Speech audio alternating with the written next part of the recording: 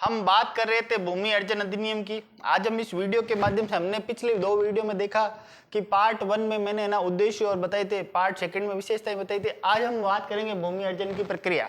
तो land acquisition act में सबसे ज्यादा इंपॉर्टेंट रोल कलेक्टर का रहेगा। कलेक्टर क्या करेगा कि उसको देखेगा कि ना भूमि अर्जन होने के लिए योग्य नहीं।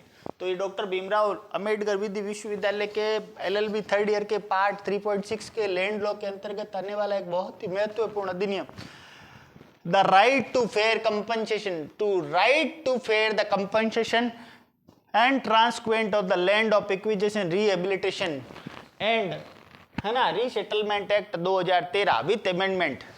और ये पार्ट 3rd है, इस वीडियो का पार्ट 3rd है ये एक्ट का। इसका हिंदी अर्थ है भूमि अर्जन, पुनर्वासन एवं पुनर्व्यवस्थापन, उचित प्रतिकर और पारदर्शिता का अधिकार अधिनियम 2013। तो भूमि अर्जन की प्रक्रिया के बारे में बात करेंगे। सबसे पहले अधिनियम के अध्याय 4 की धारा 11 से 25 तक भूमि अर्जन की प्रक्रिया का उल्लेख किया गया है। भूमि अर्जन की सबसे पहले प्रक्रिया में सबसे पहले अधिसूचना जारी की जाएगी। अधिसूचना किसी लोकल अखबार में दी जाएगी, ठीक है, या किसी जगह पर प्रतिस्थापित जहां सब लोग देख सके। अधिसूचना जारी किया जाना, धारा 11 के अंतर्गत अधिसूचना जारी किए जाने के बारे में प्रावधान किया गया है। वस्तुतः अधिसूचना के साथ ही भूमि अर्जन की प्रक्रिया प्रारंभ हो जाएगी।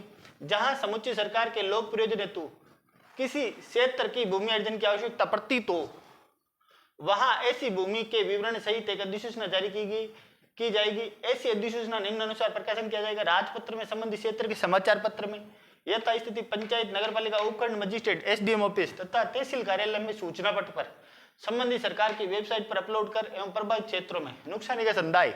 जैसे मान लो अपन ने लैंड ले ली, ठीक है ना, सरकार ने लैंड ले ली, उस सरकार की ने जिस लोक प्रयोजन के लिए जो लैंड ले रखी है, उस लैंड में आने वाला मकान और उसके अलावा कोई पेड़ पौधा है तो उस सब के पैसे मिलेंगे, उस जमीन का भी पैसा मिलेगा आपको।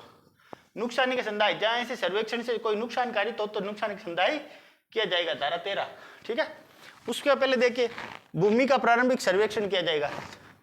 तत्पश्चात अर्जन की जाने वाली भूमि को धारा 12 के अंतर्गत प्रारंभिक सर्वेक्षण कराया जाएगा। ऐसे सर्वेक्षणों में निम्नलिखित बातों का पता लगाया जाएगा एवं कार्य किया जाएगा। नंबर 1, विशिष्ट प्रयोजन के लिए भूमि की अनुकूलता। ऐसी भूमि की सीमाएं, उस पर संक्रमण की आश्रित रेखा, ऐसी भूमि पर खड़ी फसल, बाढ़ या जंगल, किसी भाग को काटना, ये कार्य स्वामी की उपस्थिति में उसे सुनवाई का अवसर प्रदान किया जाएगा। ये देखो, वास्तव में लास्ट में क्या कह रहा है, नुकसानी का संदाय करेगा। नुकसानी का संदाय कहां करेगा? जहां ऐसे सर्वेक्षण से कोई नुकसानकारी तो नुकसान का संदाय किया जाएगा, धारा 13 कहेगी, ठीक है। आक्षेपों की सुनवाई, भूमि अर्जन की अधिसूचना जारी होने की तारीख के 60 दिनों के भीतर कोई व्यक्ति निम्नलिखित के संबंध में आक्षेप कर सकेगा: भूमि की उपयुक्तता बाबत, लोक प्रयोजन के औचित्य बाबत तथा अथवा सामाजिक समाघात निर्धारण रिपोर्ट के निष्कर्षों के बाबत। कलेक्टर द्वारा ऐसे आक्षेपों की सुनवाई की जाएगी और उसकी रिपोर्ट समुचित सरकार को विनिश्चय हेतु भेजी जाएगी, धारा 15 में। आप इसका स्क्रीनशॉट लीजिए, फिर अपन आगे चलते हैं।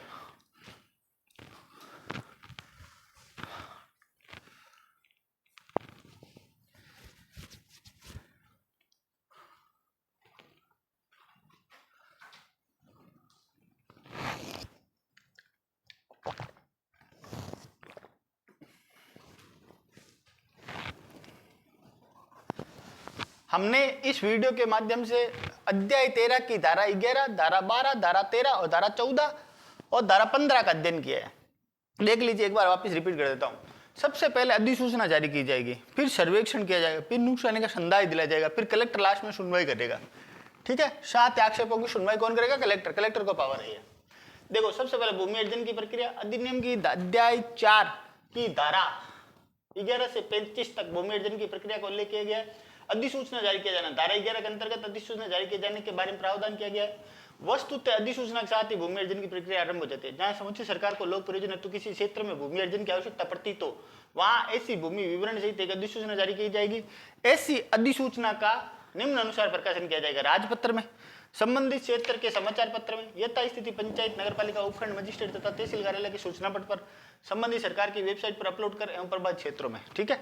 सेकंड में देखिए, भूमि का प्रारंभिक सर्वेक्षण। तत्पश्चात अर्जन की जाने वाली भूमि का धारा 12 के अंतर्गत प्रारंभिक सर्वेक्षण कराया जाएगा।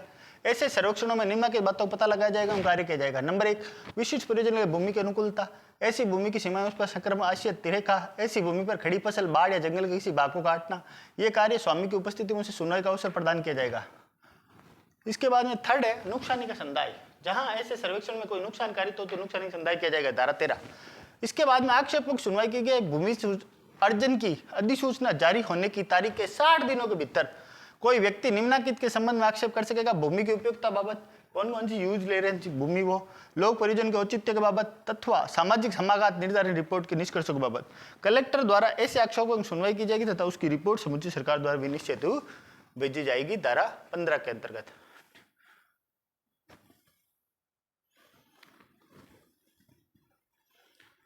धन्यवाद। जय हिंद, जय भारत।